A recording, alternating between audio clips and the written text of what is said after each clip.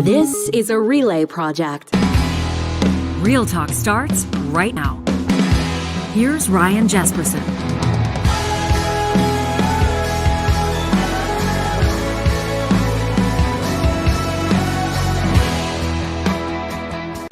Welcome to Real Talk on this April 20th. Yeah, that's right. It's 420. A happy 420 to you from all of us here at Real Talk, including huge stoner John Hicks, who is behind the controls of this morning's show. Up first thing this morning, bong rips nonstop. No. Buddy just can't stop celebrating World Cannabis Day. What day is it, man? I don't know, man. It doesn't even matter. Over this next hour or so, we're going to be talking about cannabis and from a couple of different angles. In just a second, he's a professor of, well, people know he's an expert on law. He's an expert on health policy and science. You might call him a bit of a myth buster. Today, I wonder if he's going to come across as a bit of a buzzkill. I don't know. Professor Tim Caulfield is going to join us in just a second. Of course, a wonderful friend of the show. And Tim's big into, he takes a look at claims related to health and science and oftentimes policy. And then he debunks. He looks into these things and he debunks a lot of these claims. And today he's here to talk about CBD. Now, here's the rub. No pun intended, but it works. I know that a lot of you, I would guarantee that a whole bunch of you Real Talkers use CBD probably on a daily basis for aches and pains, to help you sleep. Perhaps your animals are using CBD. I know for a lot of people, we've even tried it with our own pups, John, in particular, our lab, to try to sort of chill her out, and with Moses, our boxer, to help him with some joint pain. But new research shows that claims around the health benefits of CBD may be exaggerated. So we thought it might be a good day to get into that. Has that kind of placebo effect. Although I do encourage you, Real Talkers, if you're listening to this live, especially streaming on Mixlr, or the audio app, or watching us on YouTube, go ahead and hit us up with either our hashtag RealTalkRJ or in the live chat. We'd love to hear your personal stories, how you are utilizing CBD, or bigger picture, what World Cannabis Day, what 420 means to you. I suspect also for a lot of you, it means absolutely nothing. You don't know what 420 means. This is the first that you're hearing of 420. Some of you may have already turned off the show because talk about cannabis still drives you crazy. You can't believe it's legal. You still don't think it should be legal. And those kids next door that are always lighting up and blowing that stank smoke into your backyard while you're trying to barbecue, it drives you nuts. You can send us an email as well, too, along those lines, to talk@ryanjesperson.com. Jodie Giesz-Ramsay will join us in the second half of the show. You may know her, formerly known as Jodie Emery. She was known as Canada's Princess of Pot for a lot of years. She's an activist. She's an advocate. And she's an entrepreneur. We're going to talk to her about Jodie's Joint, her new space, and some of the work that she's been contributing to different publications. And I want to get her take as well on cannabis amnesty. This is a story that kind of flies under the radar. You know, obviously, before cannabis was legalized in Canada, toughly, it was like 5 years ago already. Yeah. It feels like the culture has changed, and cannabis is less of a big deal, although I still think that there is some... do you call it stigma around it? I don't think that people, fire up joints in the same way that they would drink a glass of wine with coworkers, for example. You think of like company Christmas parties, or you think of corporate gatherings where it would be absolutely no big deal to have a glass of wine or a beer. I don't know that people are, like you said, ripping bongs or smoking joints or... Although I do think it also depends how you consume it. I think that the whole idea of eating a gummy before a hockey game or before a concert is a pretty mainstream thing to do that more and more people are open to talking about, whereas certainly that wouldn't have been the case when it was against the law. And I want to see what Tim has to say, because it's, my partner, Jatinder, she uses it for all sorts of stuff. She's got a bad knee. She uses it for anxiety. Yeah. She uses it for a whole host of things. So I want to see what Tim has to say. I'm really interested. Yeah. Tim Caulfield coming up in just a quick second. This episode is presented by our friends at We Know Training, and I wanted to focus on something in particular. CanCell.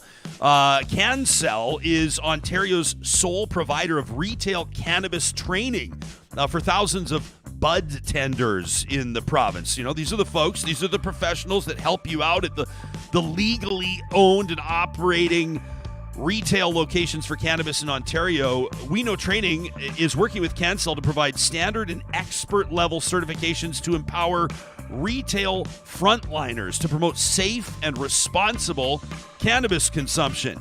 CanCell is a proud partner of MAD Canada, and they're committed to advancing community safety. This is just one example of We Know Training partnering with outstanding brands in regulated industries to provide full suite training solutions.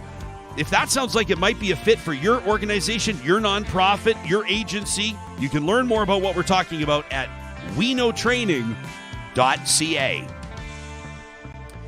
On this 420 edition of Real Talk, we welcome a very good friend of the show. People look to Professor Tim Caulfield for an informed voice on oftentimes issues that matter to them because they're making headlines. And that includes how people are using cannabis these days in medical applications in particular. Tim's a professor of health law and science policy. He's a public speaker in demand, a TV host, and he's the guide to everyday health decisions. That's right. He wrote it, literally wrote the book, Relax. Everyday health decisions with more facts and less worry. Kind enough to join us on this 420 morning. A good morning to you. And do I say happy 420? Is this something that you personally observe? You know, I've never been a big cannabis guy, so maybe there's a bias here that I'm viewing all the data through. Even when I have a rock and roll past. I don't know if you knew that about me, Ryan. And even during that phase of my life, I would have rather had a beer than a joint. Although edibles are kind of a new horizon, but that's a conversation for another time. No, it's a conversation for today. It's totally 100% a conversation for today. We're talking about cannabis, and for the most part, as far as we know, only cannabis on the show today, because we have that opportunity to take one day a year where a lot of enthusiasts and people who use cannabis are going to book the day off work, or at least they're not going to have any plans after 4:15, if you know what I mean. 420, everybody will blaze up and celebrate this plant that, for some people has played a big role in their lives. And of course, that also has the medical applications as well. You've been debunking claims about the medical benefits of CBD. Before we get into this, I don't want to take this for granted. There are going to be some audience members that have no idea what we're talking about. They don't really know what CBD is. How does that come from pot? What's the deal? How is that different from THC? You want to give us a bit of a primer?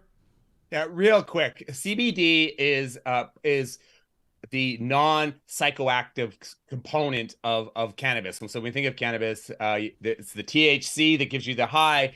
CBD is a chemical, and it's a complex chemical that has been touted as a treatment and often hyped as a cure for a variety of ailments and conditions. And out of the gate, Ryan, I want to say, look, there's a lot of really interesting research here. I'm optimistic, that we're going to find real practical application, and we're starting to see better and better clinical trials emerge. But it's the idea that, using CBD for a whole bunch of things, and we're seeing all this crazy marketing, all this crazy hype, CBD for your pets. And, there was one marketing campaign that said, use CBD if your dog is afraid of lightning and thunder. CBD is gonna cure it. And we're seeing this really strange merger of CBD products with the wellness industry. So it's getting caught up in that movement, and natural is better, etc. So yeah, we've been looking at this, myself and colleagues across the country, on how CBD is represented, how it's being regulated. Is it appropriate? We're going to hear from a lot of people, I guarantee it, and especially when the podcast comes out, and it seems like every time you're on the show, Twitter just explodes, which is great. You light a fire under people, which is, you get people thinking, and that's great. And I can forecast that we're going to get messages. There'll be sort of anecdotal evidence, or you may cringe at the use of that word. Let me say anecdotal, contributions from people that say that CBD will have changed the way that they approach their own personal health and wellness, whether that's for joint pain or something to do with their appetites, or maybe helping them sleep. And some people are also going to talk about maybe how that's replaced some pharmaceuticals in their life, and that being a net positive for them. So what put this on your radar? What sort of raised your eyebrows or got you thinking that this was something that deserved your attention and your research? In other words, how did this start to intrigue you and maybe even trouble you? Well, right from the start, I'm going to go back to something you said about, people will use CBD to replace a pharmaceutical. CBD is a pharmaceutical, right? It's a chemical. It's a chemical, and we need to study what it can do. It's a complex chemical too, right? We need to study exactly what the potential benefits are and what the potential harms are. So, early in 2019, our team decided that we were going to take this on as a really good example of how things are hyped and misrepresented in the public sphere. And as you know, this is an area of research that I've done for a really long time with a fantastic interdisciplinary team that I get to work with. And in fact, Ryan, it was, I think, February 2020. We were going to put it in a big grant on misinformation in CBD. And then something happened and we pivoted to that other topic. Oh, is that right? I'm trying to think of what would have happened around 2020 that would have required some of your myth busting. I can't remember what it was, but it was a topic that also had a lot of misinformation in it. But we've continued to do research, and I have colleagues that have done a lot of work in this space because the concern is that first of all, it's misleading the public. The marketing is misleading the public. We're worried about that. We're worried about something I call science exploitation, where you try to make it sound sciencier than it really is in order to market it.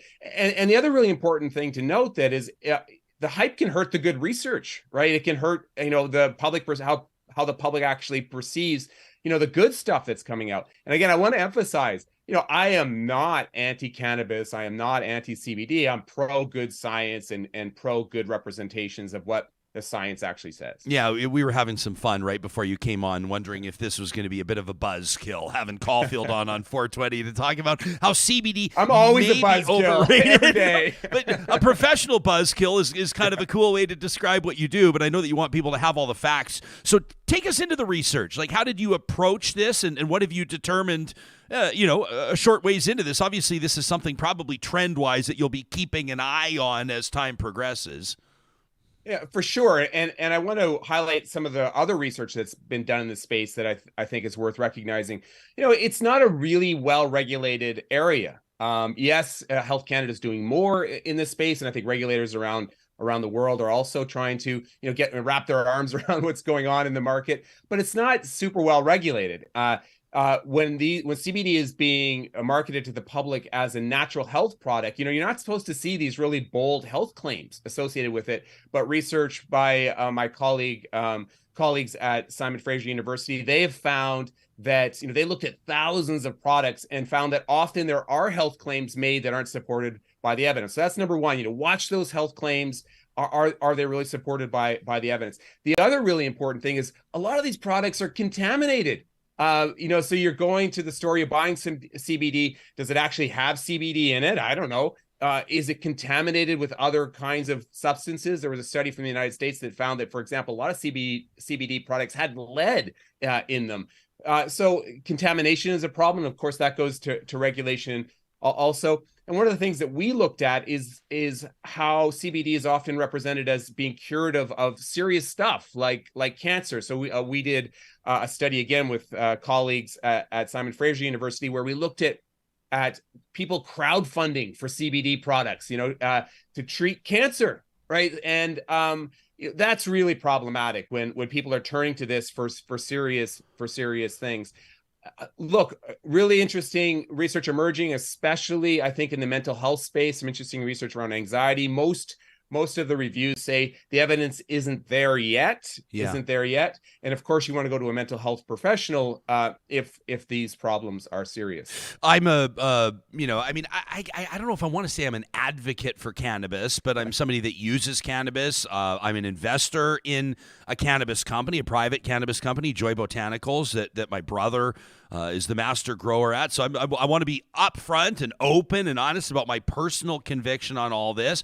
I think that there can be benefits to it. I also think that it can be, like anything else, detrimental to some people, right? I mean, you talk to people that would self-medicate with virtually anything, and if you talk to 100 people, not all 100 are going to find that it's actually good for them. And so in some ways when cannabis in some way, shape, or form may help somebody that is fighting cancer, Tim, maybe it helps them with their appetite or something like that.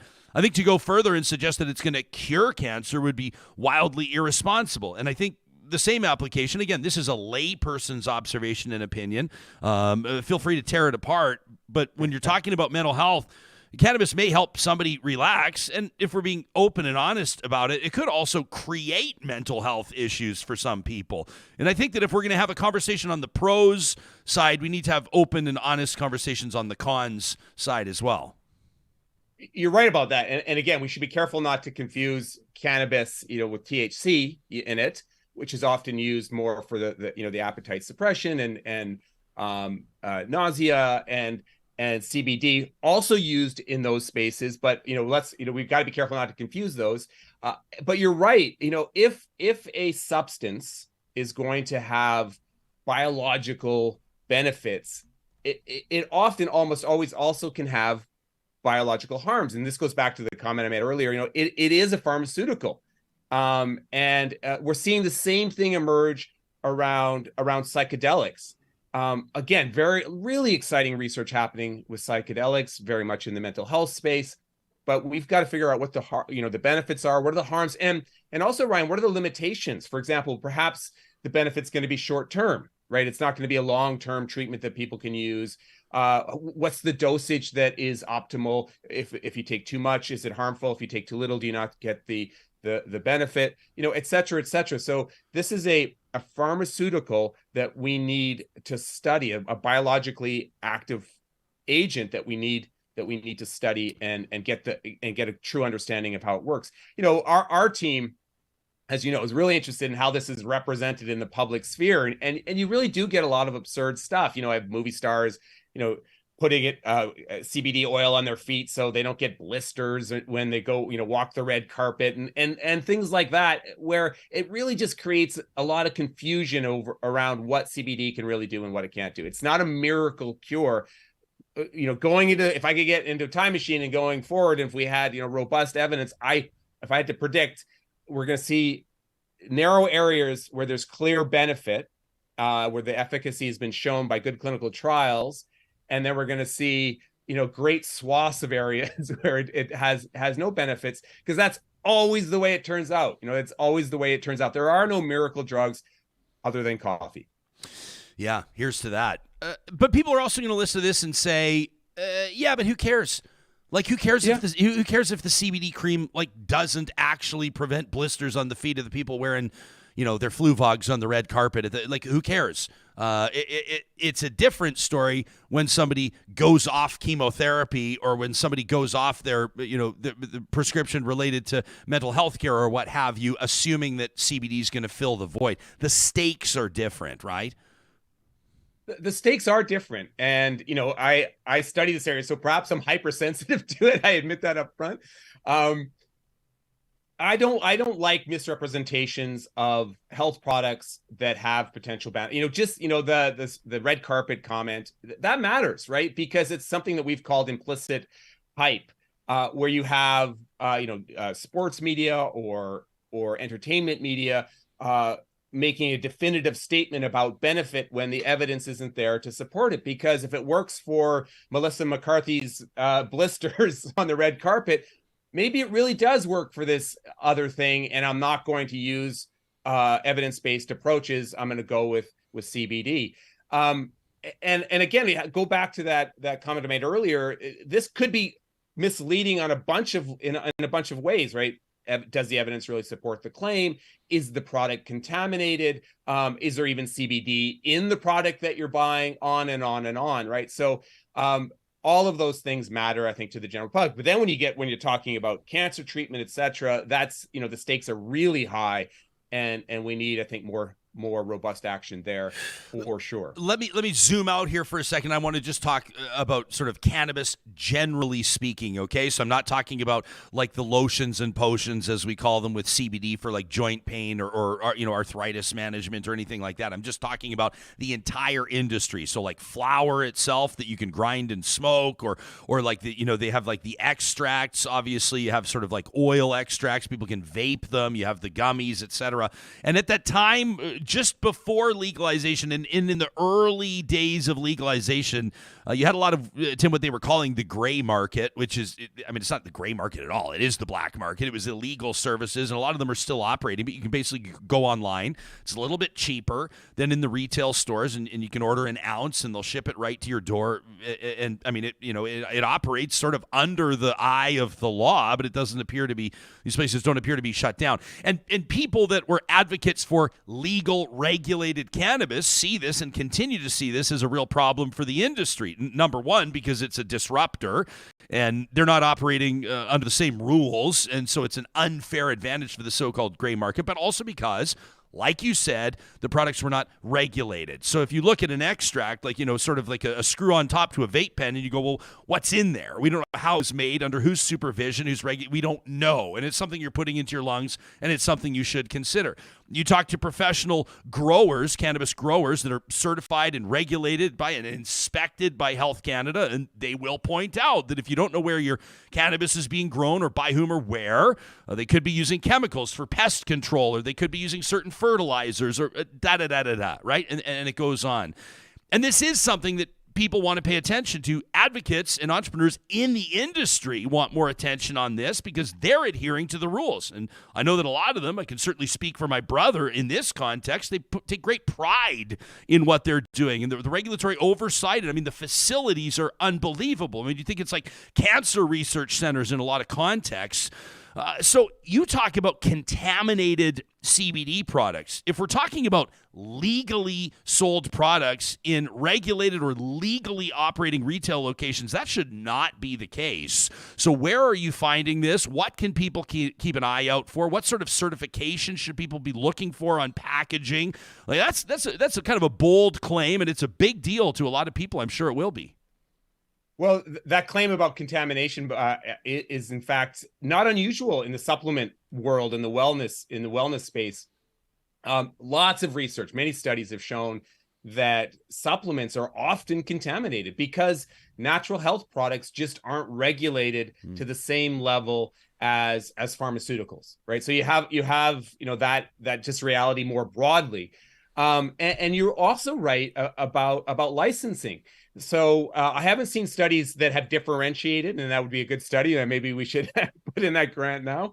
But for sure, I can say that there are many individuals, and including researchers, who are concerned about consumers not being able to differentiate between licensed and unlicensed. And I'm speculating here, Ryan, but I think partly what happened, and I'm curious if you agree with this, it sounds like you know the industry well, partly what happened is there was a lot of excitement. Things were starting to roll out right before, pre-pandemic. Mm-hmm.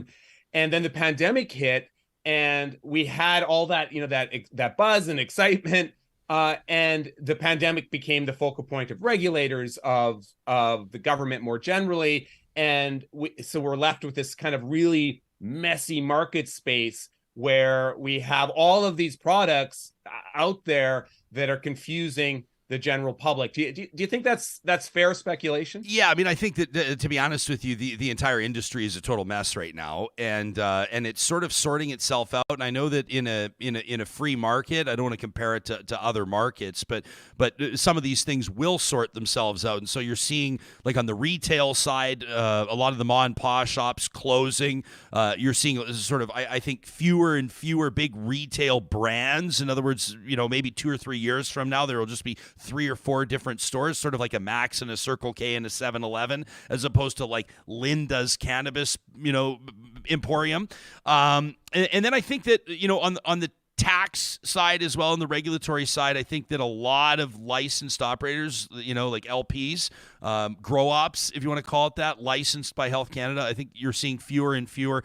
A lot of the big giants, look at Aurora. Anybody that had Aurora stock, if you cashed out your shares, at $17 a while ago, you're laughing. Some people made a lot of money on Aurora, but the way that business has played out, it's an absolute disaster. I heard the other day, I asked a friend, Tim, about this Aurora Sky facility? That's the 800,000 square foot grow op that was out by Edmonton's International Airport. It made international headlines when Aurora opened it. Like 2 years later, you know what they're growing there now? tulips. The place is an 800,000 square foot tulip grow up, and they drive them right to the airport and ship them off to Holland. So, I mean, the industry is a disaster. A lot of people are losing their shirt, and unfortunately, it's going to impact a lot of Canadians that are working in the space. You can tell, I mean, this is like a personal thing for me, right? Can you hear the pain in my voice as I talk about it? I can. And this kind of hype cycle happens with so many things, Ryan, right? And we are seeing it right now with psychedelics, right? Where there's just a tremendous amount of excitement and people, making claims that psychedelics can cure everything. People are self-medicating, including Aaron Rodgers, with psychedelics for a whole host of reasons. And, we're going to see the other side of the curve as the evidence starts to come out. And regulators start to move in now. But with CBD, the fascinating thing is, even more so than psychedelics, is this incredibly broad application. It really was presented as a miracle cure, natural wellness miracle cure for so many things. And I think that has really added to the noise, and it's hard to pull that back, right? It's hard to sort of to clear the brush to get a sense of what it really works for. MS 2020 on the live chat says the entire industry overestimated the potential market. Now you're seeing the market fix the situation with closures, sort of market correction, if you will. Kathy says government regulation hamstrung the legal industry. I agree, Kathy. Says they made it more expensive and harder to get than the illegal supply, so it's a giant mess. If you're going to Tim, we don't have to drag you into this part of the conversation, but oftentimes I feel like with you, it's just like we're having a coffee and we can talk about whatever.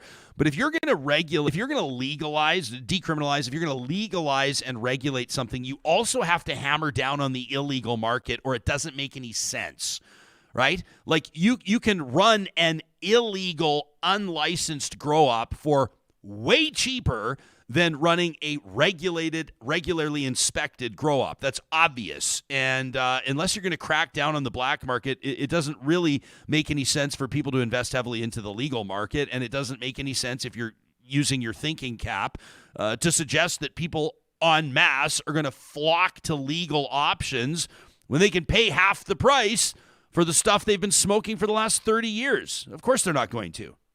Yeah, I don't mind commenting on this at all, because it's something I've advocated for a long time. I absolutely think regulators need to do more. And I'll even, stay in that CBD space and say, we need to have more and stronger and clearer regulation of these individuals making health claims. And often it's from unlicensed, as some researchers have pointed out, products. And look, I totally recognize, I've talked to people at Health Canada. They don't have the resources, right? To really to tackle all of the operators out there. But what they can do, and we've seen the FDA do this in for other unproven claims, is make some high profile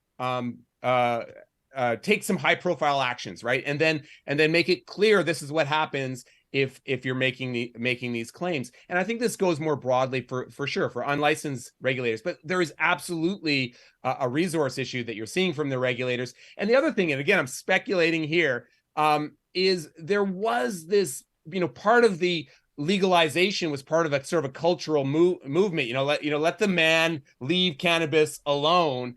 And so you wonder if there's also this hesitancy that, the government doesn't want to be seen to be having, overreach in this space, because they've made this decision to pull back.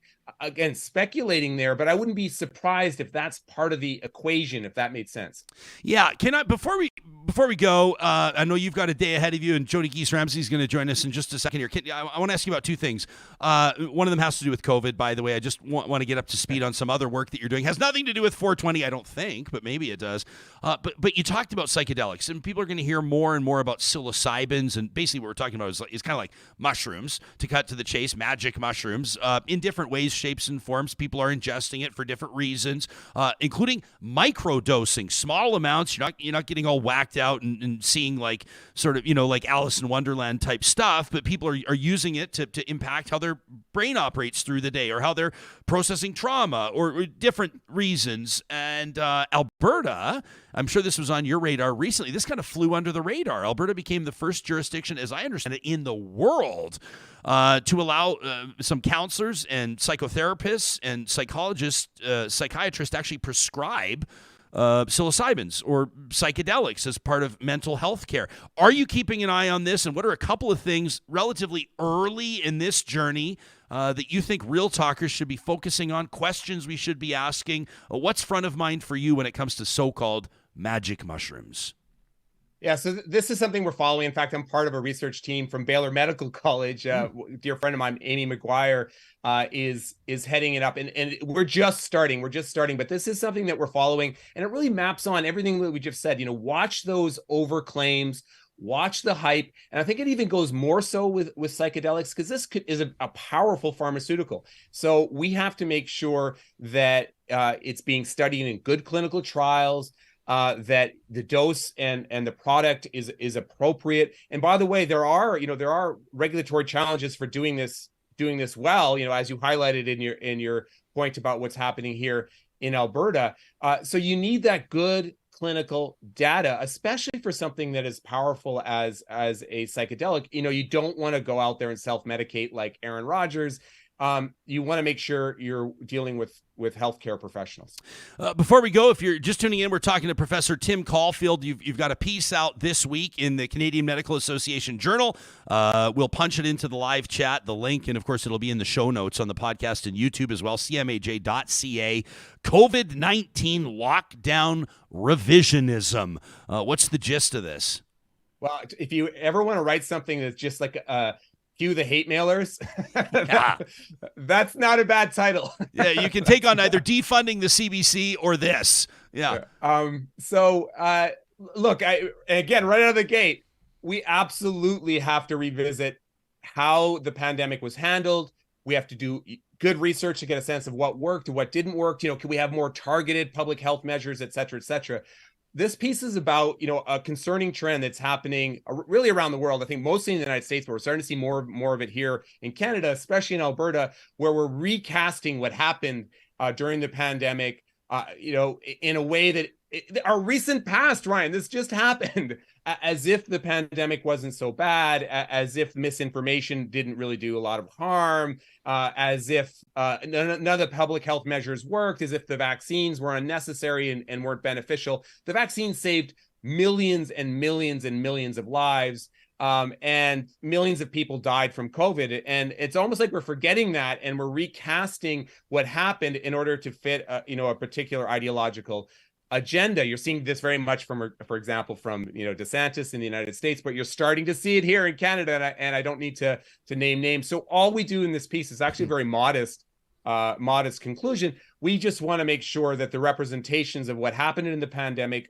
reflect what the science actually says. Let's remove the ideology, and it is a real challenge, because if you don't do that, you're just going to erode public trust even further and make it more difficult to implement science-informed public health measures in the future, if and when they're needed. What vibe are you picking up from like the general public? Do you think people, the vibe I pick up is that people are kind of like, I know that some folks will come at me for this statement. I'm just calling it how I see it. I think most people seem to be kind of moved on. Like, you hear kind of the throwaway comments. We're talking about, someone will say like, oh, I saw somebody coughing the other day at the grocery store. I think they should have, I really would have appreciated if they wear a mask, and someone else will go, yeah, I don't know, man, I've kind of moved on from all that stuff. Like, it just sort of seems like that's kind of the general attitude. What do you find from your perspective, especially when you're still working on stuff like this?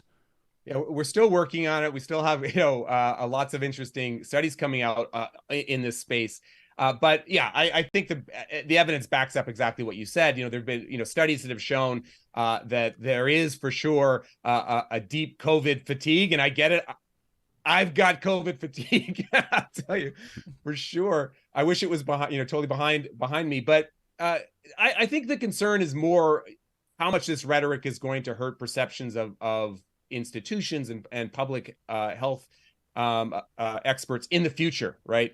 And look, we note this in the piece. there's no doubt that some of the communication was less than ideal, especially in 2020, right? There, mistakes were made. We've got to learn from that, and then we've got to move on. But yeah, there's absolutely this COVID fatigue out there. But I also want to highlight on a more positive note, social media is not the universe. Most Canadians, support vaccines, support the public health measures. If you look at those independent studies that have a representative sample, I think a lot of people would be surprised what the sentiment really is, because so many of the loud, polarized voices are often, are the ones that are heard. Professor Tim Caulfield joining us from, I think it's your home office, right, where you joined us in past. Yeah. I want to point out the pennant in back. It also serves as a hashtag if people want to learn more about what you do. The hashtag GoScience is a great place to go, along with the hashtag ScienceUpFirst. You can follow Tim on Twitter and Instagram at Caulfield Tim. He's the author of Relax, a guide to everyday health decisions with more facts and less worry. A great friend of the show. It's nice to see you, and whether you celebrate or not, a happy 420. Thanks so much, Ryan. Yeah, you got it. Jodie Giesz-Ramsay coming up in just a second. You can let us know what you make of what you're hearing here. You can send us an email anytime. Of course, our hashtag as well, Real Talk RJ. That's powered by our friends at Park Power, who want to remind you it's a perfect day to check out what you could be paying for electricity, natural gas, and internet with Park Power. It takes 2 seconds to compare rates. It takes 5 minutes to bring your business over to them, hassle-free. They'll even break up with your other service provider for you, so you don't have to do that dirty work. Nice. Isn't that the greatest when someone else will do that dirty work for you? That'd be great if we could do it in relationships. Yeah. Too. Could pay Park someone. Power could perhaps expand their services. Their customer service department here to sort out all your relationship kerfuffles. And not really. But what is real, John, is the promo code RealTalk23 that'll knock $50 off your first bill for every service you go with. So if you go with all three, electricity, natural gas, and internet, that's $150 off your first bill. The promo code RealTalk23 at parkpower.ca. Kubi Renewable Energy in the business of sustainable energy. How about that conversation about hydrogen yesterday with Adam Sweet? Pretty interesting stuff. If you missed it, check out our podcast archive or find it on YouTube. Kubi Energy is realizing, of course, that more and more Canadians are pursuing these sustainable energy goals, and so they're hiring because they're getting to the very busiest time of year right now. That's right. More and more of their Tesla-certified installers are going to be up on roofs in Alberta, Saskatchewan, British Columbia. If you're interested in joining the Kubi team, you can connect with them at kubienergy.ca. The company's so proud to be partnering with Women Building Futures, specifically offering support for underemployed or unemployed women and connecting to careers that pay well above a living wage. Big shout out to the team at kubienergy.ca. At Eden Landscaping, they're bringing outdoor spaces to life, including ours. I'm super excited to show you our backyard project. They're getting ready to get shovels in the ground. It's going to transform a space that, we want to really be proud of it. Yeah, sure. We also want to be able to welcome our family over to a functional space that looks great. We gave Mike and his team our list of top priorities, and the design they've come up with is remarkable. Your plan may be different. Your dream vision for that yard may be completely something unique. Mike loves that stuff. Him and his designers, the best in the business. You can check out their portfolio and connect with them at landscapeedmonton.ca. That's Eden Landscaping. And hey, speaking of companies that are hiring, we always love getting the word out. That includes the team at Apex Automation. If you know a young engineer, maybe they've just graduated from university and they're looking to join a dynamic team that puts people ahead of profits, do that young engineer a favor and tell them to check out apexautomation.ca. They're making waves in the industry across the country and into the United States as well for their unique approach to automation, the future of industry. You can play a big part of it by joining the team at Apex Automation. Did you hear from Jatinder at all during that interview? Did she take issue with any of the CBD stuff? But I I'm saw sure some people in the live chat. She's pretty good about letting us work. But as soon as the show's been over for the last 3 weeks, she's been like, "Oh, today was good, or this was better." But let me know I'm what sure she says about the CBD stuff. I'm sure she has a lot of things because she feels the same way. She knows it isn't a miracle cure for everything, but she sees a lot of promise in it, and she's seen results in herself. I mean, she's probably going to go get surgery on her knee, but it's really helped her through some pain. It's helped her sleep and stuff like that. So we know it has benefits, but I like what Tim said is like, we need like a 5 to 10 year down the road from now to see all the research since things have become legal and really see, the real benefits on a chart, because right now it's a lot of like, I looked up when he said Melissa McCarthy, I was like, what is he talking about? And then I saw the story. She was like touting how she walked the red carpet in these high heels, and they were beautiful high heels, but they were a little tight. So she put CBD on her feet. And the next day, the sales in and around her area in California and the States went through the roof, because now lots of women, whoever, are using CBD for their, but when he was saying that, I'm like, you could pretty much put any oil on your feet. You know what I mean? You could probably put like coconut oil on your heels, and it would help with with blisters and well, stuff for like a that. lot of people, it's going to be like it's going to be like it works for them, and that's all they need to know, right? That's so, totally. And I also understand where Tim's coming from, where it's like, is it too much to ask to ensure that things are being marketed properly, Sure, that the public's not being misled? I mean, even just to get down to it, that people aren't wasting their money. 100%. That's also another thing to consider. I'm guessing CBD oil is more expensive than coconut oil. But yeah, it's not cheap. I mean, I remember we got a vial for our dogs on the recommendation of the veterinarian who was, we go to a holistic veterinarian, and we've seen big benefit in that approach to our dog's health. They don't promise that it's going to cure anything, but their recommendation was along the lines of, you may want to try this to see if it may help. You have a holistic dog healer? I wouldn't call them a dog healer. They're a holistic veterinarian. Are they an anti-vaxxer? No, I'm just kidding. I'm just joking. It was wild. We got, like, not to get too off track here. I mean, we can do that on a That's show. no like this, diss to holistic. We were going to like this vet when we first got Moses, our boxer, right? And he was like a year and a half old, and it looked like he was having some pain in his back and stuff. So you take him to this vet that was supposed to be like this big shot vet, big fancy clinic in a big swanky neighborhood, and he basically like gave us like the death sentence for Moses. Moses is like a year and a half, and he's like, oh yeah, it looks as a spinal condition, his vertebrae are fusing together, and you're probably gonna have to put him down. And we're like, So anyway, long story short, I'm hosting a TV show at the time. We used to have a feature. This holistic veterinarian would come on. Her name is Dr. Karen Marsden, and out of California, and she would come on the show. She's there. Moses is in studio, our dog, and she's like, Moses, you're such a good boy, good-looking boy, good boy, Moses. He's a big, handsome boxer. And then I tell her what this vet said, and she goes, no. Don't kill your dog. She's like, bring him into me, whatever. Moses is now 11 years old, and he's been on there. Now, like, it's not cheap. To be honest with you, he uses some, sort of reference some Eastern medicine, some Chinese medicine, and some of the powders and supplements that we put into his food. He uses it's a natural sort of a pain management type substance called arnica. People may know about arnica. These different things that we've used to help Moses with his health. But the point being, we've seen a benefit to a holistic approach to his healthcare. Holistic great. Doesn't mean that they don't rely on the science if they need to. They still do things like testing and use actual medication. And they're not like wear a necklace of garlic. Wear a necklace of garlic, like hook them up with like this mustard blend, and you know what I mean. Like, no, it's not it. I wanted to get to the live chat here because obviously so many of you participate in this show and contribute to the conversation. We sure appreciate it. On CBD or on cannabis, generally speaking, on 420, M. Aitken says, I didn't find that CBD helped much for my osteoarthritis. Right? Others are saying that Cannabis Rex says my mom could definitely benefit from cannabis, but she's a frightened boomer who doesn't want to get high, says Cannabis Rex. Justin, by the way, speaking of responding to what Tim said, Tim says he'd sort of like rather have a beer than smoke a joint. Justin says I'm completely the obvious. I'd rather smoke a joint than drink a beer any day. There's no hangover. Food tastes amazing, and it's a nice way to chill, says Justin, but everybody has their vice. Different strokes, different folks, right? 100%. Yeah. And this show is not designed to like convince people that are not using cannabis to start using cannabis. But it's just, I think it's in a way, I'm just glad it's one of these things that for a lot of years, for reasons, unknown, I guess, well, mostly just because it was illegal, but people couldn't just talk openly about cannabis. No.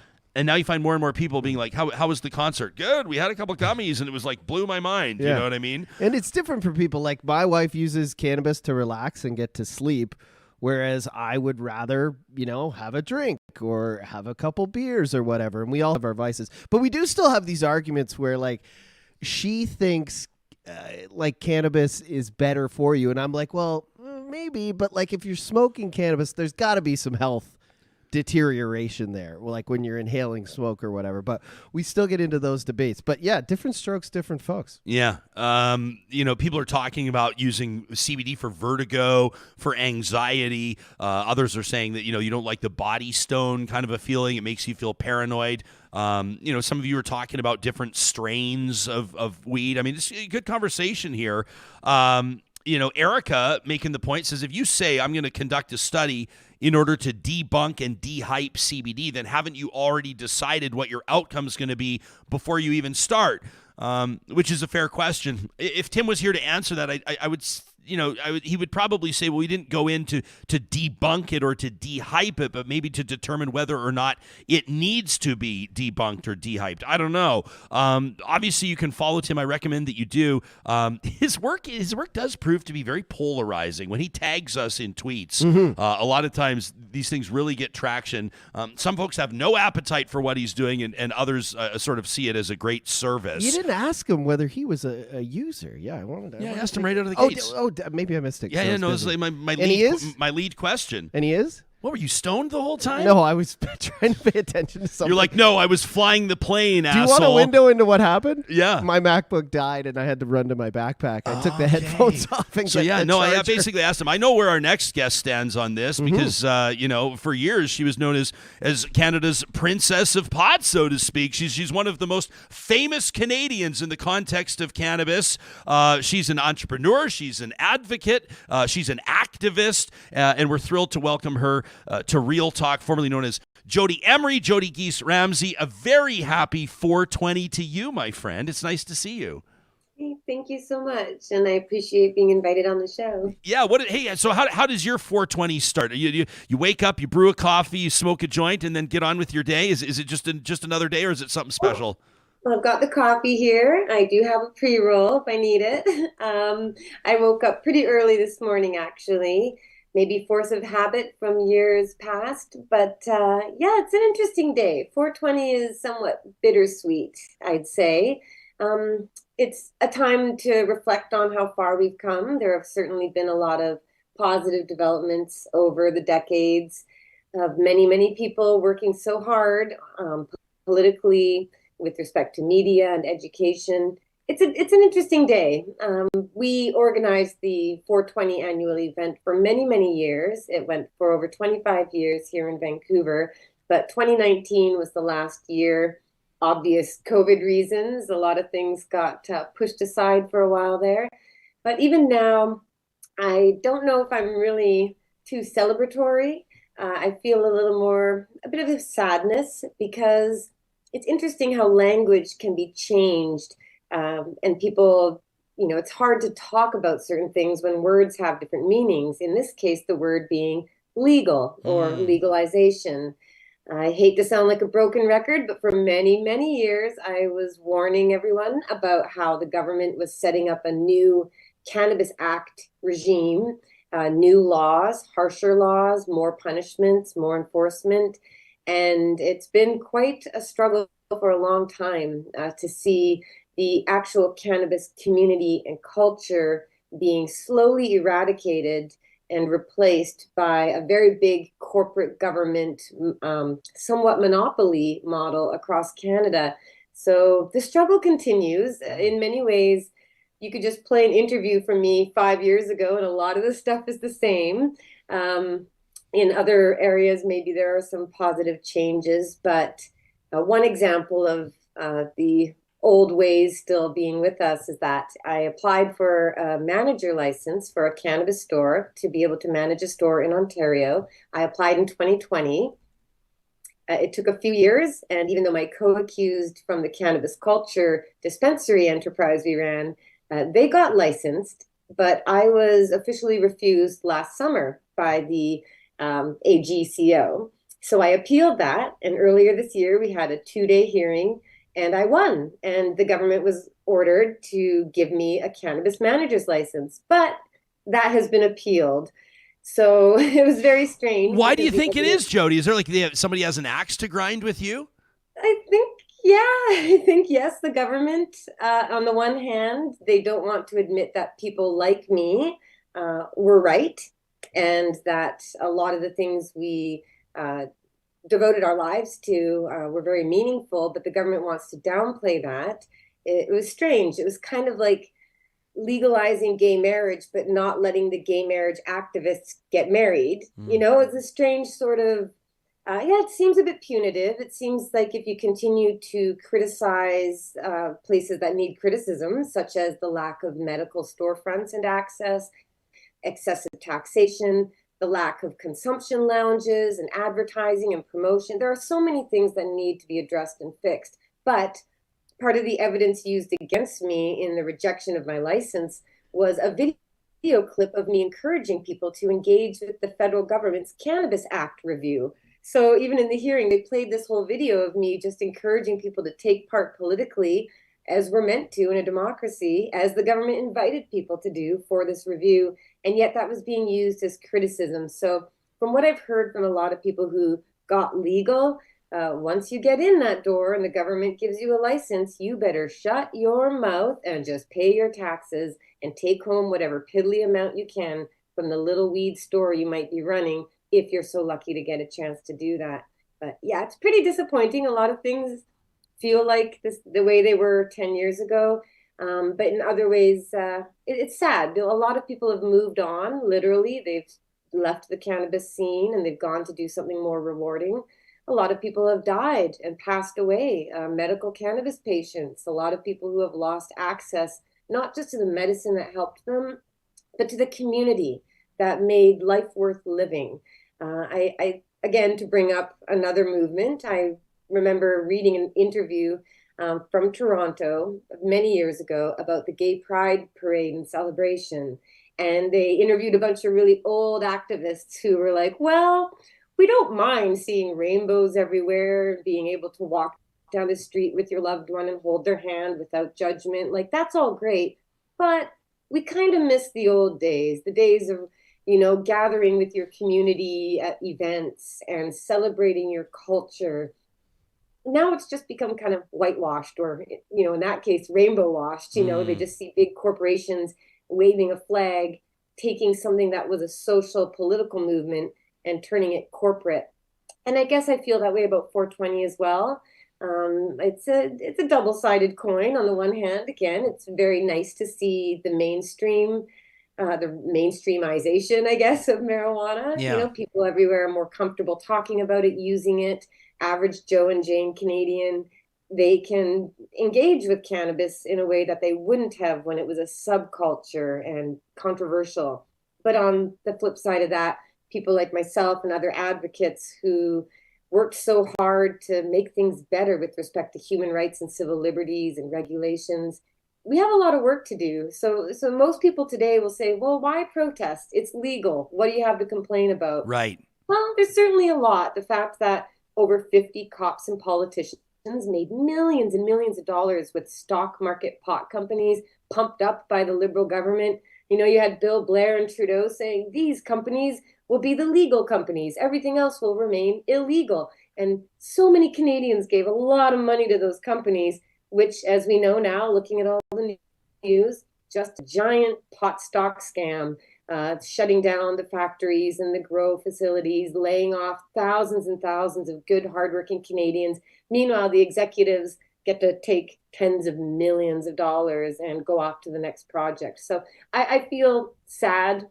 that in many ways my testimony to the House of Commons and the Ontario Legislature, the Toronto Police Board, Toronto City Council, Vancouver City Council, Washington State, like, we did a lot of hard work.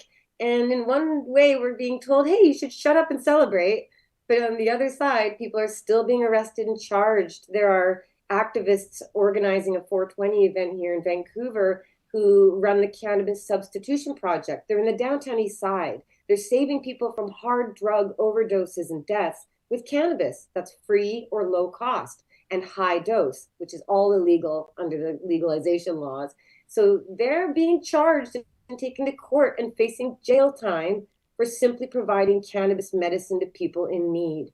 That doesn't sound like legalization to me. That's the opposite of what we were working for. So again, 420, bittersweet, but I try to think beyond Canada and America and all these places where laws are in place that kind of make it weird. And I think about countries overseas where they don't know about the details and the devil's in the details here in Canada. And all they see is the message that cannabis should be legal and allowable. And that's the message that we should be promoting. But it feels like back in the day, we used to hold up signs that said legalize it. And then finally, when we got government to agree, the question moved to, well, how? And that's where things went really sideways. And unfortunately, we still have a lot of work to do. It's just hard to do when everyone thinks the job is done, move on. So strange times, interesting. But I'm still gonna smoke it. I can't tell you how much I appreciate this. I mean, this is informed analysis. I mean, you've walked miles and miles in these shoes, and like you said, I mean, I can even think back to 420s. I mean, at the Alberta legislature here, that was always a big gathering ground, and under the watchful eye of sheriffs, you'd have hundreds or even thousands of people, typically young people, but not exclusively, lighting up on the grounds of the legislature to send a clear message about how they felt about what should be legalized. Celebrated or observed a 420 on the steps of the Vancouver Art Gallery, which was always a kind of a cool place to hang out. But you're right. The subject matter of the protest has changed, and I think because it is legalized, you're right. Like, I don't think. I mean, maybe people will gather at the Alberta legislature today. I don't know. I have no idea. But there still are things that demand these drums be beaten, that demand focus and attention. Can I ask you about cannabis amnesty? I mean, there are a lot of people. I mean, maybe it's a bigger story in the United States, but it's certainly not exclusive to the United States. There are Canadian citizens that are doing time, that are in jail for cannabis-related offenses. This is something that Justin Trudeau and his government said that would be a priority for them when cannabis was legalized, but you haven't seen a ton of evidence on that front. Is this something that's on your radar? Are you paying close attention to this? Oh, absolutely. And it's extremely frustrating to look at the United States and see governments pardoning people without any requirements or any cost. They're just saying, listen, legalization is supposed to acknowledge that it shouldn't have been criminal in the first place. And so we're going to erase those records. You're not going to be punished anymore. And in some places, they're even giving preferential licensing to people who have been victims of prohibition. Here in Canada, it seems that they make a list of all the people with criminal records and history, and they say, you are not allowed in. But in the United States, they make the same list and they say, listen, it's been pretty unfair and you did a lot of hard work. You should be given licensing before cops and politicians and corporations. In Canada, very, very sad and depressing. And we have to remember that the harms of prohibition don't just come and end with arrest and jail. There are so many ways you can be punished still in Canada. People are still being drug tested and being denied employment or being fired from their job for being a cannabis user. There are parents who are still losing custody of their children in divorce and separation battles because they're accused of being a drug user because they use cannabis, even though the other parent might be drinking a ton of liquor and using all sorts of other substances. But there are people who are denied housing. I mean, still across Canada, if you want to use cannabis in your apartment building, you probably can't, and you can probably get evicted. In fact, most rental agreements require that you agree you won't even have any cannabis around. You can go to jail for having plants visible to the public here in BC. Now, What? enforcement is a sticky thing. On the one hand, you want police to have discretionary enforcement so they can say, listen, I know you've got plants, but we're not going to bug you about it. But we had a case a couple of years ago here in BC where there was a home and garden show, like where they let the public come to people's gardens and they walk through and do official tours. Well, this one couple had lots of different kinds of plants and flowers, and they had some cannabis plants. Well, because it's legal, right? Well, an undercover cop off duty was checking out the garden and was like, oh my gosh, there's some weed. And they spent a ton of time and money spying on this young couple, staking out their house and busting them for having plants visible to the public, even though the event was meant to invite people in. So it's stupid little things like that people don't really know about, but it's still harmful. Having a bunch of police come to your property does a bit of reputational damage for your neighbors around you. And, there's all these ways that people are still being persecuted and punished for being associated with cannabis. So yeah, it's a very strange time. It's tough to discuss what legalization means when to some people, they decided to open a weed store and run a business, and it's all new and exciting to them. Yeah. But they don't see the years of work that went up to this point. They don't see the incredible amount of effort and adversity that we had to put in and face through all these years. And still, even today, like I said, I'm still struggling just to get licensing years and years later. And it's a bit frustrating when the government says, hey, it's legal, just go get licensed. Yeah, if you have $1 million and the government doesn't hate you, and Literally, you're yeah, a multi-billion-dollar corporation. So it's tough. I'd like to take today, I'm actually going to go away on a little solo nature retreat on Bowen Island near here, just to kind of escape the city and take time just to reflect on the past and my position in it and what others have done and sacrificed. And ideally, I'm planning to write a book about many different adventures, and there's a lot of fun stuff to share. So I'm trying to remember the positive things, but it is a bittersweet day. 420 is an interesting day for me and many others, but I hope everyone celebrates in their own way, but also commits to reaching out to your elected officials, asking them to continue modernizing the laws. We just saw Mississauga approve cannabis stores, which will be interesting out there. But we did just see Quebec. They won in the Supreme Court of Canada to ban home growing in Quebec.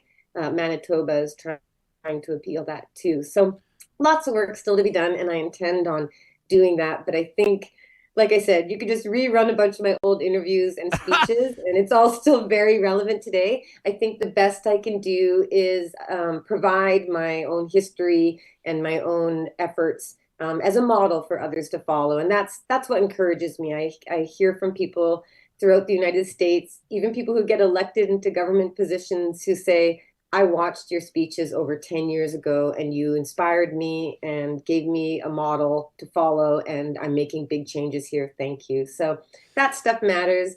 And I was published in the University of British Columbia. UBC put out a textbook about cannabis in Canada, and I was given the closing chapter to write about activism and how we got here and where to go from here. So that's a nice honor, and I appreciate being part of history, but I would still like to have an impact on the future. Hopefully, I imagine more quietly through letting others carry forward the message, so they don't encounter a politician who's like, oh, I've heard of that Jodie girl. Sure. But I mean, just take the message. It's about the message, not me. Well, and activism can be exhausting, and especially when it's sustained over, like you said, 25 years. I mean, you are one of these, like when we introduced you, when we welcome, I mean, the whole reason we reached out to you to come on the show is because you are, I mean, like honestly, that like the two people we asked for today, and we wanted to put you together, but it didn't work out. We tried to get Tommy Chong as well. He's from Edmonton. So we thought, Jodie Giesz-Ramsay and Tommy Chong would be a cool 1-2 punch. But the point is, like, you have credibility in the community and you've seen a lot. I mean, like, people can check out jodieemery.ca. You're an activist, a magazine editor, a political candidate, a prisoner's wife. You have been political campaigns you've been involved with. I mean, a whole bunch of different stuff, work on dispensaries. And so you come at this from a number of different angles, which I think is really great. When we were just musing at the beginning of the show and we were talking about some of the stuff we see around us, I mean, I talked about a lot of people that lost their shirts on the big cannabis stocks. I mean, you look at Aurora. Anybody that was watching Aurora operate, I mean, I'll take big swipes just at that one company in particular. They're not the only ones, but right. I mean, it was being run by people that were just pissing money away, lighting it on fire. I mean, they were acquiring and swallowing up smaller companies, and if you were lucky enough at the time to be bought by Aurora, you probably got 3x what your company was worth, because they were just picking up everybody and they were opening these audacious facilities. Jodie, I don't know if you heard about Aurora Sky, 800,000 square feet, this warehouse. They're growing tulips in there now. I mean, Aurora's like, I mean, it's a disaster, right? And so, I mean, the stuff is happening. It's not all happening in a good way, especially for people that are impacted by this. I mean, a lot of people lost a lot of money. A lot of people made a lot of money, but there's a lot of stuff to talk about and take a look at. Oh, definitely. And with respect to that whole Aurora Sky and the greenhouses that were built up, it was a race for, like, remember, the Liberal government said, we're going to legalize it. And it to me and many others meant all the cannabis that was already out there that was being grown peacefully and non-violently. Don't forget, the Justice Department of Canada did an analysis of all court cases involving marijuana growers who got busted and found that 95% of them, the vast majority, were otherwise law-abiding citizens who had no involvement with gangs or organized crime. So maybe 5% of cases are, gangsters growing it in big facilities because government laws increased the risk, which increased reward, which made it profitable to go into. So that's why some criminal groups would get involved with cannabis. But the government knew all along that the vast majority of cannabis was being grown, sold, and consumed by peaceful, non-violent Canadians who should not be criminalized. But the Liberal government realized, listen, we could just keep all that weed still illegal and create a whole new regime, a whole new industry. And what if we just get ourselves and our buddies in position opening these companies? That's why the Liberal Party's chief financial officer started the company that became Canopy Growth. What a surprise. And then you had Bill Blair and others in the Liberal government going to these facilities and telling Canadians, this will be the legal cannabis right here, this weed, invest in this company. And I don't know if there were secret deals behind the scenes, but fair to say corruption is not something we don't have in Canada. So it was very fishy to me seeing the government. Immediately, I started ringing the alarm bells and I left the Liberal Party because I said, wait a minute, you're talking about keeping everything illegal. Legalization of what and for whom? And it was the legalization of a new industry started up by cops and politicians. Like the top of my Twitter feed has a list of over 50 premiers, mayors, really high-ranking officials who started marijuana companies, and not just liberals, also conservatives. So it's a nonpartisan thing when you're running a big scam. So they all got in on it, and they all made a killing. And it's been quite a few years of trying to warn Canadians, like, don't trust this. But unfortunately, we're in this weird zone now where there are a lot of big cannabis companies that are still growing and still selling. And there are smaller companies that are getting into the industry and getting licensed and approved. But the regulatory burdens and hurdles and costs are prohibitive, like prohibition. If you don't have the money and you don't have the connections and you don't have the facility, you're kind of out of luck. Whereas years and years ago, if you were just a small business owner with a bit of compassion and a heart and a concern for others, you got into this industry and you were able to do well enough. But now, again, medical cannabis, not accessible. People still being arrested, charged, going to court just for not being licensed. And it's that weird double standard where the government says, hey, we're happy to license people if you want to just get licensed. But then when you try to, they're like, oh, sorry, we don't have that kind of license. Or, oh, you need $100,000 in your bank account, or you need this security clearance. And in some places like Alberta, you aren't even allowed to get into the cannabis industry if you have any history with cannabis before legalization. So they can just look up your past and decide, you know what, we don't like you. That doesn't seem right or fair to me. It should have been an equal, open, fair and inclusive model, but we're left with a lot of division because, again, those who did get into the lifeboats, they're okay, but you can't criticize the government for not allowing others in. And then you find that a few people who, jumped on board with Canopy or got a bunch of money or a business deal, they decided to shut their mouth and shut up, and they don't want other people to get licensed because they've got their golden ticket. So it's been a bittersweet, strange experience watching the government slowly kind of divide and conquer the cannabis community. So I like to look back to the good old days when we all rallied together, 50,000 people in Vancouver, and it was peaceful and beautiful and filled with love and diversity and tolerance, and it was special. Now it just seems like it's been greenwashed or whatever, and not so much fun, but I do care about the issues still. I can't help it. I was never so passionate about weed itself. It was always more about justice, civil liberties, human rights, and the harm being done to peaceful people by harmful government laws. So, same old song as always. That's a really interesting point for you to say that you were never really so passionate about the weed itself. Oh my gosh, I didn't even like before we even opened dispensaries in early 2016. So up until that point, never involved myself with the actual cannabis.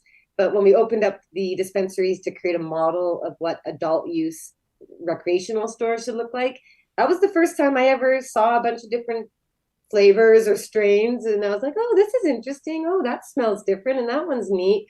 But even to this day, it's like some people want to try and impress me with some weed, or I can't really tell the difference. We all have favorites, but if you wanted me to do like a blind taste test, like smoke an illegal joint and a legal joint, whatever. They're both just weed, right? Like one of my most disappointing moments of all time in my entire life, I used to host a television show, and Kevin Nealon came on the show, the Saturday Night Live comedian. He was Weekend Update, of course, like one of the all-time greats, and then he went on to star in Weeds, which was like obviously a really popular TV show. So anyway, long story short, he invites us to come to his stand-up show after he was on our show that morning. We go, and then afterwards he's like, you want to hang out? I'm like, I can't believe it. We're going to hang out with Kevin Nealon. This is absolutely amazing. And so we connect with him after the show, and we have beers, and I say, hey man, you want to step outside? Let's smoke a joint. I'm going to smoke a joint with Kevin Nealon. He says to me, you know what, man? He goes, actually, I don't smoke weed. And I was like, what? I was like, what? It was unbelievable. It was like the big, it was like the just bwah, bwah. So There you go. You never know. You never know. Great actor, I suppose. Jodie, it's been so much fun connecting with you. We honestly, and I love this, we designed this segment to we just said we're going to talk about 420, where it started, what it's become, and what's on your mind today. Didn't know much about where it was going to go aside from that, and you've delivered, given us a lot to think about, obviously, and regardless of where people are at with regards to how schooled up they are on issues around cannabis, certainly a lot of to focus our attention on. You're not joking, by the way, about this list on your Twitter, at Jodie Emery. People can check it out. Your list is 30 deep, and you're naming names. This is no wonder you're making enemies. Look at this. It even goes further. Like it says 30 there, but if you click on the last one, it continues. I mean, we're talking about the head of the RCMP, former people who were involved specifically in busting people for cannabis. And even in the case of people like Julian Fantino saying, we shouldn't ever legalize it, ever. And then they go open a weed company knowing that everything will remain illegal except their little business on the side. So it's corruption. It's not fair. It's unjust. But so much of the world is unfair and unjust. And that's part of what's great about cannabis, is that you can use it to just relax, get outside your head, look at things from a different perspective. And again, even though I do have a lot of sadness and mourning the loss of very dear friends, people again who have passed on and died and moved away, and things have been kind of fractured. But it makes me very happy when I'm out in public and I just see two old ladies talking about how they're going to buy some marijuana and smoke it, and they're going to go do something kind of fun, and it is normalized. It's I think this happens to most movements and cultural organizations that help shift society. Like you've been in the trenches and you've been in the subculture, but by nature, being in the trenches and the subculture means you're below the surface. Most people don't see it. They don't know what's going on. It's only when, the fruits of your labor, of the seeds that you planted, come to fruition, and people are able to enjoy that. And they don't see how deep the roots go. They just see the beautiful flowers. And well, that's not a bad thing either, because you can still appreciate and enjoy something as a newcomer, even if you haven't been around as an old grouchy has-been. Jodie Giesz-Ramsay. You can follow her online on Instagram. You can find her on Twitter as well at Jodie Emery, and check out her website too. It'll all be in the show notes on the podcast and on the YouTube episode. Happy 420 to you, regardless of whether or not it is bittersweet. We really appreciate you joining us on the show today, Jode. Thank you so much, Ryan. Hope to be back out in Ontario soon if I win this appeal and get myself a license. There you go. We'd love to talk to you when that happens. Awesome. Okay, keep us posted. That sounds great. That's Jodie Giesz-Ramsay. I like that. I like where that conversation went. She's right out of the gates. 420, bittersweet for her. And taking us into it. I think that some people can probably relate to that. Regardless of what the issue was, advocacy and activism is hard work. I'm thinking of people in my own life that have committed to cause, and they're huge. They pour all of their efforts into it, hugely committed to it. And when you see something playing out in a way that's not exactly how you envisioned it, I can imagine why that would be, to speak casually, a huge bummer. You can let us know what you think about what you just heard.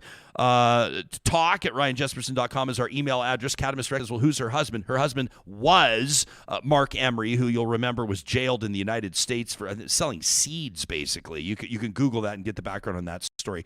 They're no longer together, and she sort of distanced herself from that story, but doing a lot of work on her in her own regard, and you can read more about her online, follow her on Instagram and the like. I didn't know about that the laws in some provincial jurisdictions that you can't have cannabis visible to the public. I mean, it doesn't really make sense to put a bunch of pot plants up in your bay window or up in your front window in your living room. It doesn't really make sense, but I didn't realize that was against the law. Seems ridiculous. It does seem ridiculous. Just a plant what would sitting even out there. be the point of that? I don't know. Justin says, what an interesting interview. I just learned quite a bit about how the legal cannabis industry was rolled out in Canada that I didn't know. Yeah, and I'm glad we talked about this because we do kind of hit on cannabis every now and then, and we're kind of always positive about it. But like the legalization of cannabis, like I was thinking a lot about that when it happened. I was like, well, now the government's just taking this over. They're going to rake in all the dough. They're gonna, after they jailed all these people for decades for grams of weed, like destroying their lives for getting help with their anxiety and just trying to live better. Like it doesn't really make sense for people to now. I know that someone will say, well, it was illegal at the time. They broke the laws that existed at the time. Yeah, so was alcohol. But does it make sense to have people in jail right now, or even if they're not incarcerated, dealing with the implications of a criminal record related to cannabis conviction if cannabis is legal? It makes no sense whatsoever. At all. Can we all agree on that? Yeah. And she talked about what's happening in some states and across the United States where she says it's not costing people a lot of money and they're not having to go to a lot of effort to have these records expunged, to have the records cleared, basically. You would think that it should be people are going to roll their eyes at how I oversimplify this, but you should be able to do a keyword search in the criminal record, the criminal database in Canada, and if it's related to cannabis, it should be wiped out. I mean, that makes perfect sense. But maybe it's something along the lines as well as maybe those cannabis convictions were used to jail people that wanted to be. It's the whole idea of convicting Al Capone on tax evasion. But you know what I'm talking about? When she's talking about people who literally put people in jail who are now profiting off the same thing. Look at this. Number one, I'll just pick at random some of these names she's talking about, and none of these people have done anything illegal. So to say that, but Norman Inkster, independent director at Metrum, big lab, former head of the RCMP, former BC Solicitor General, West Vancouver Police Chief, Cash Heed, the strategic consultant with National Green Biomed, Jake Ryan, the director of security for Tilray, former RCMP intelligence officer. Now, again, there's nothing wrong with some of these people going on to have careers in cannabis, but who was certified, who received the licenses, who received the government support, who received the plum assignments and the early investment opportunities? You can understand why she's not a popular person in some circles putting a list like this together. And I'm sure all those people aren't evil behind the scenes conspiracy. That's not what we're saying. Yeah. But if they're allowed to have a prosperous life and be successful, why are these people still sitting in jail? Exactly. Let them have a life too. Let them out. Expunge their records. Did we miss a point or did we miss a focus on today's episode? We love hearing from real talkers that let us know what's on their minds. You can let us know anytime, of course, as well. Hit us up on our hashtag RealTalkRJ. I want to thank everybody that shares our content. If you're listening on the podcast, it's really easy to do. Same with YouTube. Let somebody know, maybe a cannabis enthusiast in your life, maybe somebody who is ardently against it, that you feel like could use more information or a different perspective. And of course, maybe folks you feel that may benefit from hearing some of the specific subject matter that's been presented today by Jodie and of course by Tim Caulfield ahead of her. These conversations are presented by, this is such an obvious, it's a great day to go visit a Dairy Queen. It's a great day to go visit a Dairy Queen. A kid in a candy store. That's exactly it. I'm thinking today is a great day. If I'm calling the shots, I think we're going to go with the bacon double cheese signature stack burger. I think we're going to go with crispy French fries and onion rings, John. But before all of that, wow, you got to go Blizzard first. It feels like a good day for a score Blizzard at the Dairy Queens in Palisades, Nemeo, Newcastle, Westmount, and Baseline Road. And don't forget, if you're as amped up as we are about the Edmonton Oilers' big series-tying win last night against the LA Kings, it is playoff season, and the Dairy Queens of Northwest Edmonton and Sherwood Park would love to do you up a custom Oilers cake. It's a great gift to bring to whoever's hosting the Game 3 watch party. You can order those in advance or go pick one up in store at Palisades, Nemeo, Newcastle, Westmount, and Baseline Road Dairy Queen's proud sponsors of Real Talk. Our friends at Friesen Brothers want to remind you that May 1st is coming up, less than 2 weeks away, which means another opportunity for you to save 15% off grocery purchases of $75 or more. 15% off. That's huge. Our family does a big shop on the 1st of every month. Also wanted to put a couple other things on your radar. April 22nd, that's this Saturday. Happy birthday to the Friesen Brothers in Fort Saskatchewan. Amazing pizza, oven, draft beer out there in Fort Sask. The Stony Plain store, which is just an institution west of Edmonton. And, of course, the Rabbit Hill location in South Edmonton. Beautiful store celebrating their birthdays on April 22nd. And there's implications for you. Shopper promos, balloons for the kids, all kinds of cool celebrations. April 22nd, check out Friesen.com for more on that. This beautiful studio that we call home during our working hours was built with incredible attention to detail and absolute professionalism by the team at Complete Care Restoration. I am so enthusiastic about working with this team. If you ever find yourself in a position where you're dealing with a nightmare like a basement flood, I don't know, maybe April showers bring problems to your place that needs some foundation repair work done, but you need to get it cleaned up first, Complete Care Restoration is our recommendation without hesitation. You can give them a call anytime, 780-454-0776. We loved dealing with them. And coming up on tomorrow's show, Trash Talk, you know it. It's a Friday institution here on the show that's presented by our friends at Local Environmental Services. You can check them out online at localenvironmental.ca. If you're living or working, if you're making a decision for a business or a community in Edmonton and area, Whitecourt and area, Regina and area, in other words, Alberta and Saskatchewan, check out your full-service environmental solutions partner. Local Environmental has established itself as one of the most trustworthy names in waste management, and it's not just talk.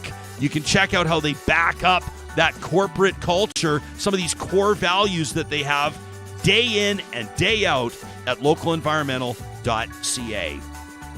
Coming up on tomorrow's show, our Real Talk Roundtable presented by Urban Timber will set the table for Earth Day. We're going to talk to 3 individuals who in different ways are applying their expertise and their talent to saving the planet, plus a rescheduled interview with an expert on sexual assault recovery, resources for people. All of this prompted by that weird video of the Dalai Lama. We'll get into it on Friday's show.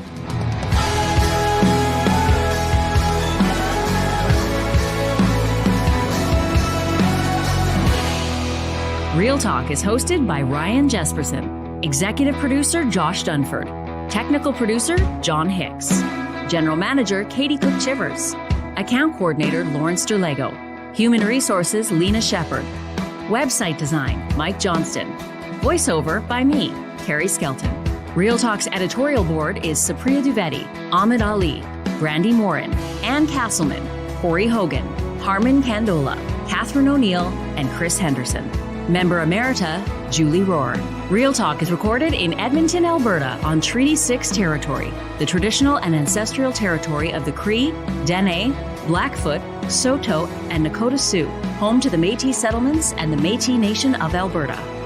Real Talk is a relay project. For more, check out ryanjesperson.com.